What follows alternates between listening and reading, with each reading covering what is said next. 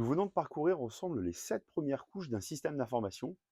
La couche physique avec ses infrastructures matérielles, la couche réseau qui assure la connectivité, la couche système qui orchestre vos ressources, la couche données qui valorise votre capital informationnel, la couche processus qui automatise vos flux de travail, la couche application qui outille vos métiers, et enfin la couche utilisateur qui détermine l'adoption de vos outils. Il nous reste à découvrir une huitième et dernière dimension qui, contrairement aux 7 autres, ne s'empile pas au-dessus des précédentes. Elle les traverse toutes, elle les coordonne et elle détermine si vos investissements numériques créeront réellement de la valeur ou resteront des déceptions coûteuses. Bonjour et bienvenue dans cette présentation consacrée à la couche gouvernance des systèmes d'information. Imaginez que vous ayez investi massivement dans votre infrastructure technique, mais que vos projets s'enlisent, que vos budgets explosent et que vos utilisateurs contournent les nouveaux outils mis en place. C'est exactement ce qui arrive quand la gouvernance fait défaut. La gouvernance joue le rôle de chef d'orchestre qui synchronise tous vos investissements afin qu'ils produisent une harmonie plutôt d'un brouhaha coûteux. Dans notre analogie de la métropole, si les autres couches représentent les infrastructures de la cité, la gouvernance incarne les institutions qui la dirigent, avec un conseil municipal qui définit la vision, des services qui orchestrent le développement et des organes de contrôle qui veillent aux règles.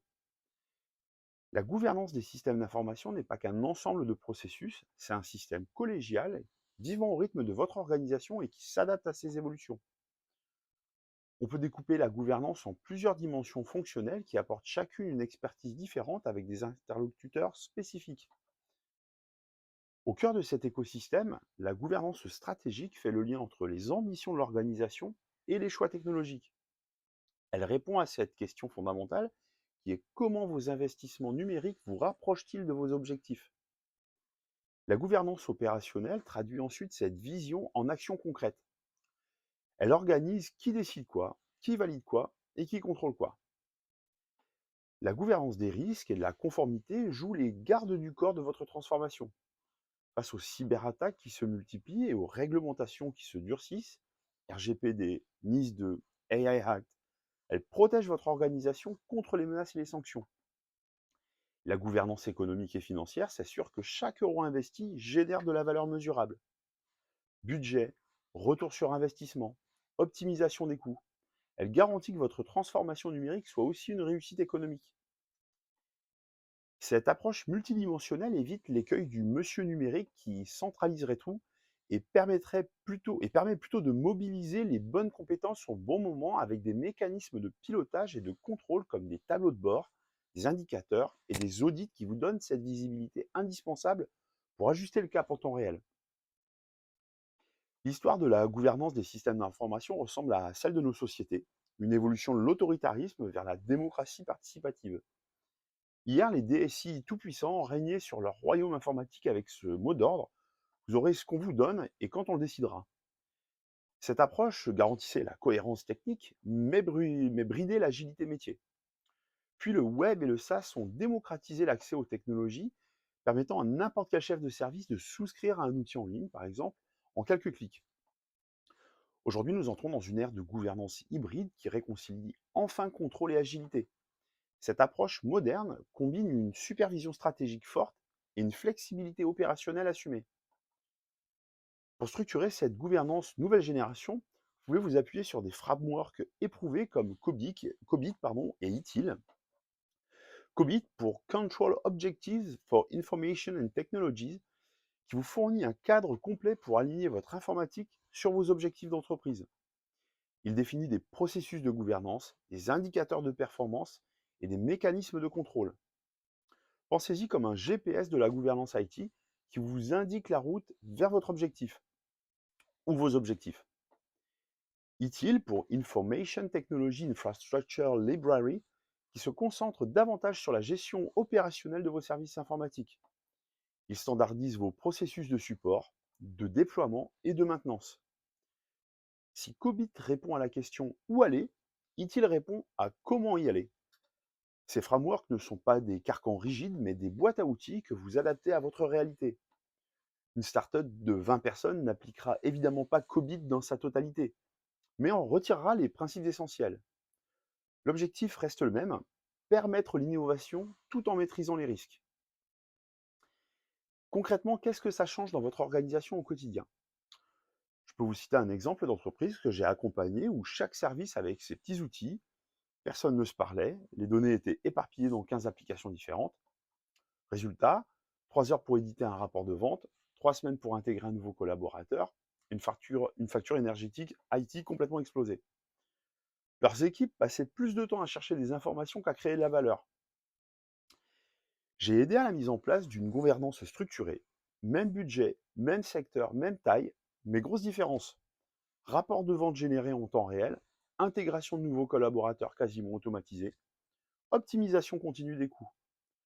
Leur équipe pouvait alors se concentrer sur leur cœur de métier au lieu de lutter contre leurs outils. Cette différence, c'est exactement l'impact de la gouvernance sur 5 dimensions critiques.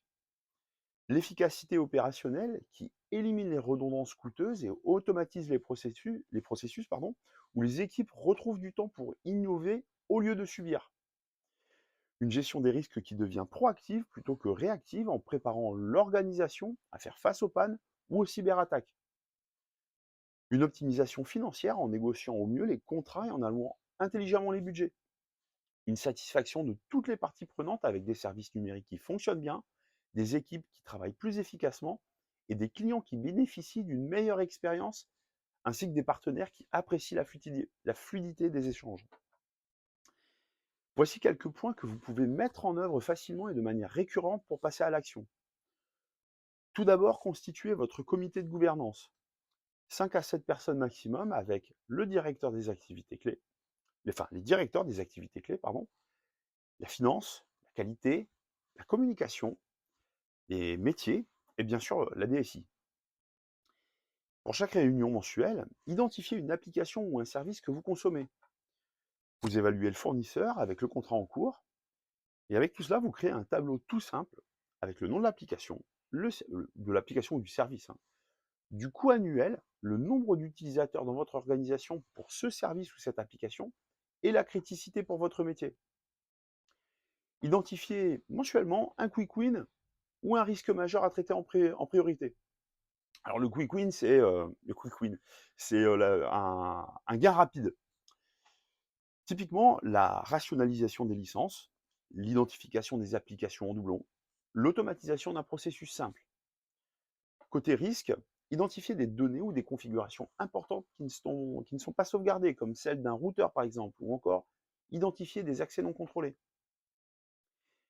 Mensuellement également, essayez d'implémenter une métrique simple, le budget IT consommé par rapport à celui prévu, le nombre d'incidents de sécurité, le taux de satisfaction de vos utilisateurs, le délai moyen de résolution des demandes, le nombre de tickets en cours.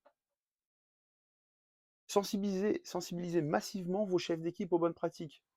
Un collaborateur bien formé devient naturellement un ambassadeur de votre gouvernance, ce qui en démultiplie l'impact. Au bout de 12 mois d'efforts, dans ce sens, vous devriez pouvoir mesurer vos premiers résultats. Vous pourrez ajuster votre approche en gardant ce qui a été le plus bénéfique et ainsi planifier votre deuxième année.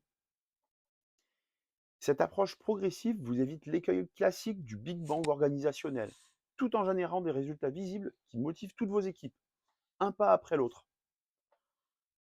Nous arrivons au terme de cette série consacrée aux 8 couches des systèmes d'information. Il existe effectivement différentes façons de décomposer et d'analyser un système d'information. Certains experts préfèrent une approche purement technique, d'autres privilégient une vision processus, d'autres encore adoptent des découpages par domaine fonctionnel ou par technologie. Celle que nous avons explorée ensemble est la suivante: physique, réseau, système, données, processus, application, utilisateur et gouvernance, qui présente l'avantage d'être particulièrement pratique, car elle suit une logique ascendante intuitive allant des fondations matérielles les plus concrètes vers l'expérience humaine la plus abstraite, en passant par toutes les strates intermédiaires. Cette progression naturelle facilite la compréhension des interdépendances et vous aide à visualiser comment un dysfonctionnement dans une couche peut se propager dans les autres.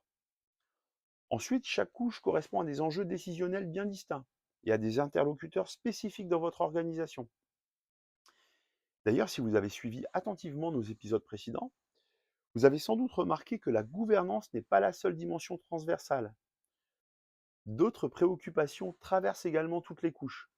La sécurité, qui protège chaque niveau, l'audit et la traçabilité, qui documentent tous vos processus, la qualité, la conformité qui garantissent vos standards, la continuité d'activité qui assure votre résilience globale.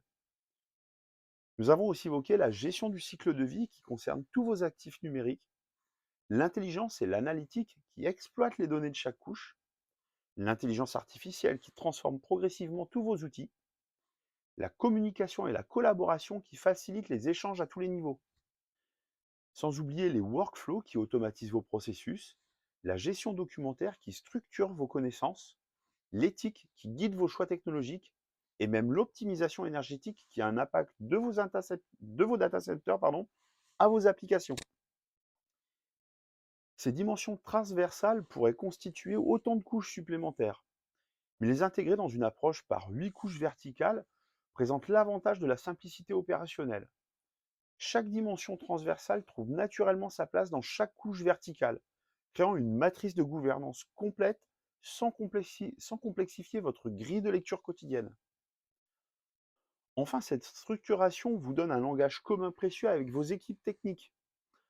Un problème de couche réseau ou un enjeu de gouvernance des données, vous comprenez immédiatement de quoi il s'agit, quels sont les impacts potentiels sur votre organisation et quelles questions poser pour approfondir le diagnostic.